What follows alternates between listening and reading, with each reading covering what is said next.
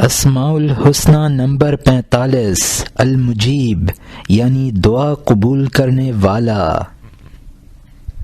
مجیب وہ ہے جو سائل کے سوال کو پورا کرے، دعا کرنے والے کی دعا کو قبول فرمائے، لاچار لوگوں کی ضرورت مہیا کرے، بلکہ التجا سے پہلے انعام دے اور دعا سے پیشتر بخشش کرے، اور وہ صرف خداوند تعالی ہے، کیونکہ وہی حاجت مندوں کی حاجت کو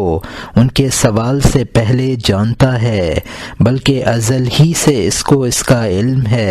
مخلوق کی حاجت روائی کے لیے کھانے اور غذائیں بنائی ہیں اور تمام کے لیے اسباب و آلات میسر کر دیے ہیں۔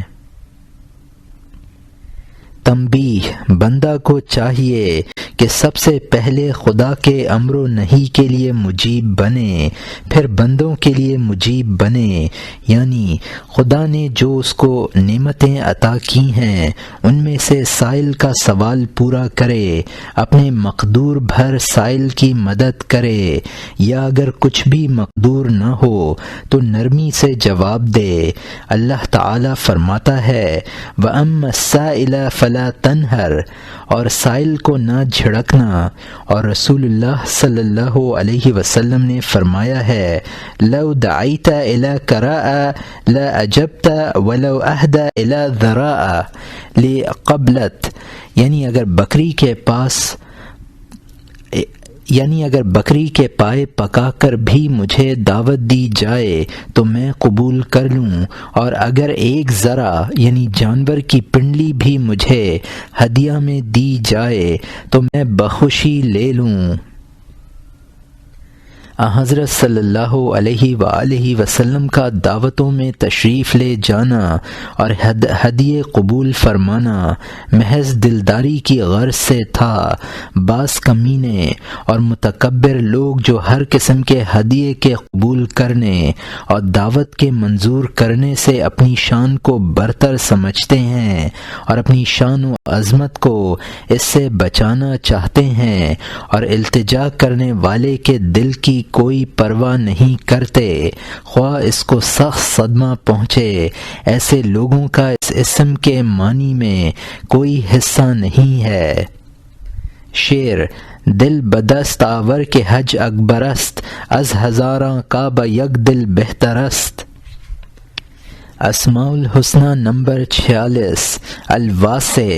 یعنی وسیع المعلومات یا وسیع الغنا۔ واسع سعت یعنی وسعت سے مشتق ہے، اور وسعت کبھی علم میں ملحوظ ہوتی ہے جبکہ علم وسیع ہو، اور صاحب علم معلومات کثیرہ پر حاوی ہو، اور کبھی احسان اور عطائے نعمت سے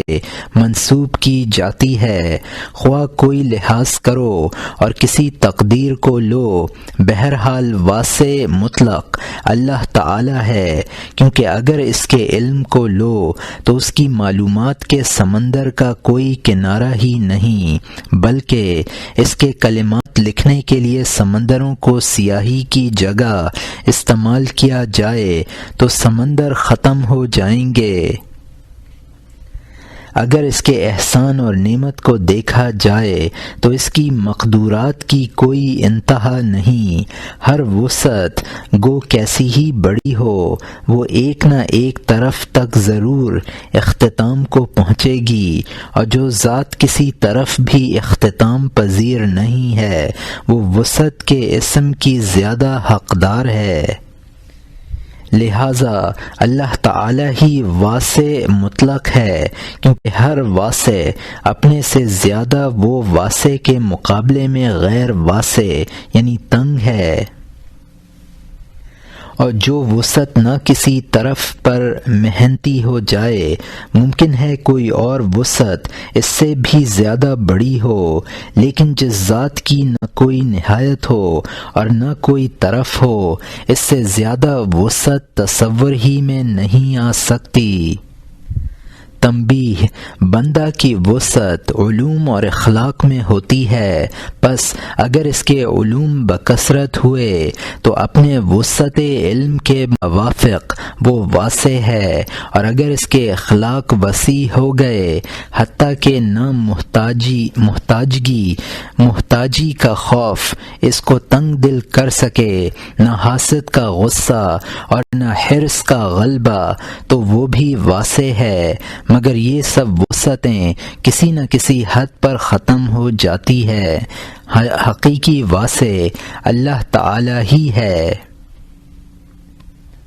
اسماء الحسنی نمبر 47 الحکیم یعنی حقائق اشیاء کا عالم۔ حکیم کے معنی صاحب حکمت، اور حکمت سے مراد ہے افضل چیز کو افضل علم سے جاننا، اور تمام اشیاء سے بزرگ اللہ تعالی ہے، اور یہ بیان ہو چکا ہے کہ خدا کی باتیں خدا ہی جانے، لہذا وہ حقیقی حکیم ہے کیونکہ وہ سب سے بڑی شے کو افضل علم کے ساتھ جانتا ہے، یعنی سب سے بڑی ذات خدا کی ہے، اور افضل علم وہی ہے جو ازلی اور دائم ہو، اس کا زوال متصور نہ ہو، واقع کے ایسا مطابق ہو کہ اس میں کسی قسم کے جفا کے خفا اور شبہ کا دخل نہ ہو، ایسے علم کے ساتھ خاص خداوند تعالی متصف ہے۔ اس شخص کو بھی حکیم کہہ دیا کرتے ہیں جو عجیب عجیب صنعتی اشیاء بنائے اور ان کی بناوٹ میں خوبیاں اور استحکام پیدا کرے۔ اس صنعت کا کمال بھی خاص خدا کے لیے ہے، لہذا وہ حکیم مطلق ہے۔ تنبیہ: جو شخص علم اشیاء کو جانتا ہو مگر خدا کو نہ جانتا ہو وہ حکیم کہلانے کا مستحق نہیں ہے، کیونکہ وہ سب سے بڑی اور سب سے زیادہ افضل شے کو نہیں جانتا، اور حکمت کے تمام علوم سے زیادہ افضل علم ہے، اور علم کی بزرگی اس چیز کی بزرگی پر موقوف ہے جس کی نسبت علم ہو، اور خدا سے بڑھ کر کوئی شے بزرگ نہیں ہے، لہذا جو شخص خدا کو پہچانتا ہے وہ حکیم ہے، گو باقی تمام مروجہ علوم سے بے بہرہ ہو اور ان کے متعلق کچھ بیان کرنے کی طاقت نہ رکھتا ہو۔ یاد رکھو کہ خدا کی حکمت اور بندے کی حکمت میں فرق ہے، جو خدا کی نسبت بندے کے علم اور خود خدا کے علم میں فرق ہے۔ خیال کرو ان دونوں علموں میں کس قدر فرق ہے، اور اس سے سمجھ سکتے ہو کہ ان دونوں حکمتوں میں کس قدر فرق ہے، تاہم یہ علم تمام علوم سے زیادہ نفیس اور زیادہ معجب خیز ہے۔ ومن اوتی الحکمت فقد اوتی خیرا کثیرا، یعنی جس شخص کو حکمت دی گئی اس کو خیر کثیر دی گئی۔ جو شخص خدا کو پہچان لیتا ہے تو اس کا طرز کلام دوسرے لوگوں سے ممتاز ہو جاتا ہے، وہ جزیات اور گھٹیا باتوں میں بہت کم خوض کرتا ہے، بلکہ اس کا ہر کلام اور مجمل اور کلی اور معنی خیز ہوتا ہے۔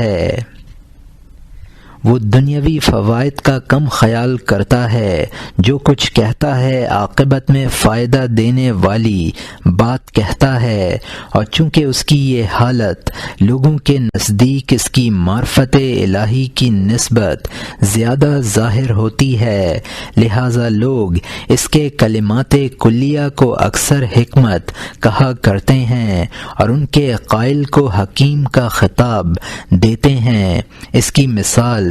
حضرت صلی اللہ علیہ وسلم کے یہ اقوال ہیں: پہلا، راس الحکمت مخافت اللہ، یعنی سب سے بڑی حکمت خدا کا خوف ہے۔ نمبر 2، الکیس من دان نفسه وعمل لما بعد الموت، والعاجز من اتبع نفس هواها وتمنى على الله الامانی، دانا وہ ہے جس نے اپنے نفس کو قابو میں رکھا اور آخرت کے لیے نیک کام کیے۔ عاجز وہ ہے جو اپنے نفس کے تابع ہوا اور اللہ سے بیہودہ التجائیں کرتا رہا۔ نمبر 3، ما قل وکفا خیر مما کثروا الہی، یعنی تھوڑی اور کافی چیز اس چیز سے اچھی ہے جو زیادہ ہو اور بیہودگی میں ڈالے۔ نمبر 4، من اصبح معافا فی بدنہ آمنا فی صربہ عندہ قوت یومہ فکأنما حیزت لہ الدنیا بحذافیرہا، یعنی جو شخص تندرست رہے اور اپنے گھر میں امن سے بسے، اس کے پاس دن بھر کی خوراک ہو، گویا دنیا ساری کی ساری اس کے کام آ رہی ہے۔ کن ورعا تکن اعبد الناس وکن قنعا تکن اشکر الناس،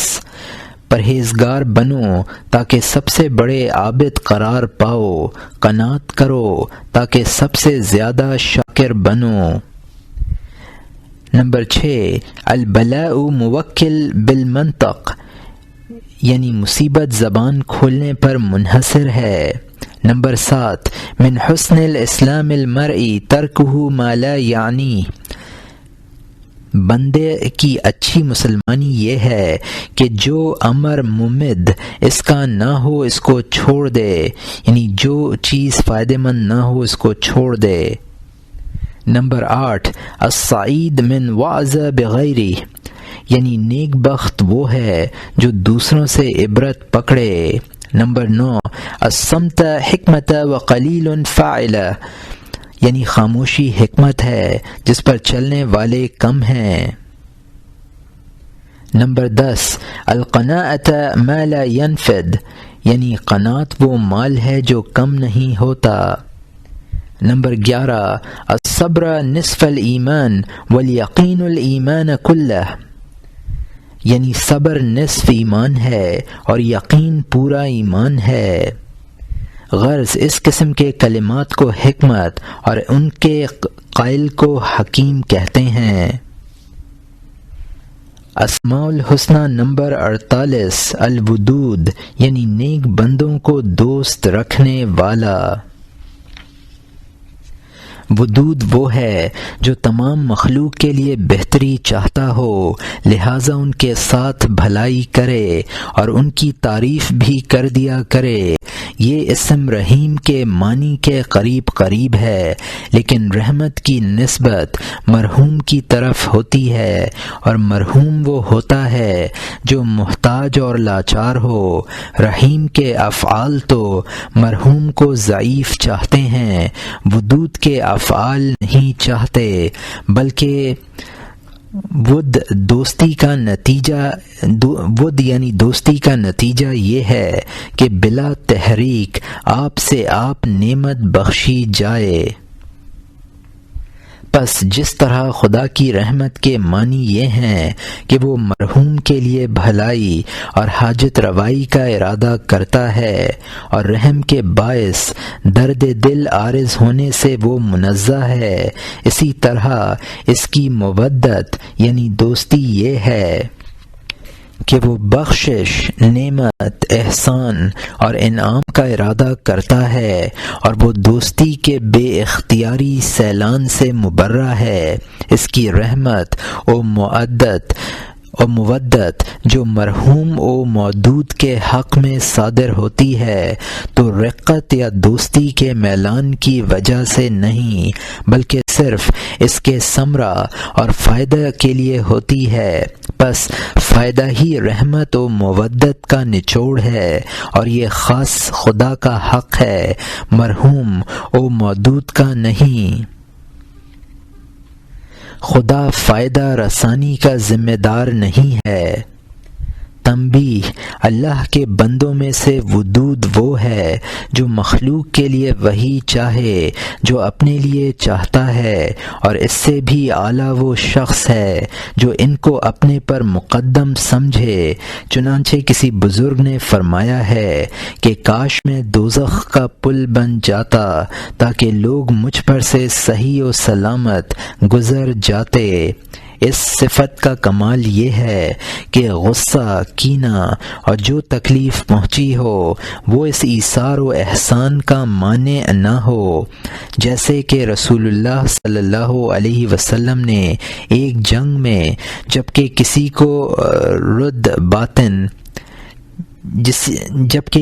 کور باطن کافر کے پتھر مارنے سے آپ کا اگلا دانت ٹوٹ گیا تھا اور چہرہ مبارک خون آلودہ ہو گیا تھا، فرمایا تھا کہ اللہم اہدی قومی فانہم لا یعلمون، یعنی الہی میری قوم کو ہدایت دے کیونکہ وہ کچھ جانتے نہیں۔ بس ان لوگوں کی بدسلوکی آپ کو اس ارادہ سے باز نہ رکھ سکی جو آپ ان کی فائدہ رسانی کے متعلق رکھتے تھے، اور جیسا کہ حضرت صلی اللہ علیہ وسلم نے حضرت علی کرم اللہ وجہہ کو ارشاد فرمایا تھا کہ اگر تم چاہو کہ مقربین سے بھی سبقت لے جاؤ تو بدسلوکی کرنے والے سے نیک سلوک کرو، نہ دینے والے کو دے، ظلم کرنے والے کو معاف کر۔ اسماء الحسنی نمبر 49 المجید، شریف، بزرگ۔ مجید وہ ہے جس کی ذات شریف، جس کے افعال پسندیدہ اور جس کی عطا گراں قدر ہو، غرض جس کے شرف ذات کے ساتھ حسن افعال شامل ہو، اس کو مجید کہتے ہیں، اور ماجد بھی اسی کو کہتے ہیں، مگر مقدم الذکر اس میں مبالغہ پر دلالت کرتا ہے، اور گویا وہ الجلیل اور الوہاب اور الکریم کے معنوں کا جامع ہے۔ ان دونوں کے متعلق پیچھے ذکر گزر چکا ہے۔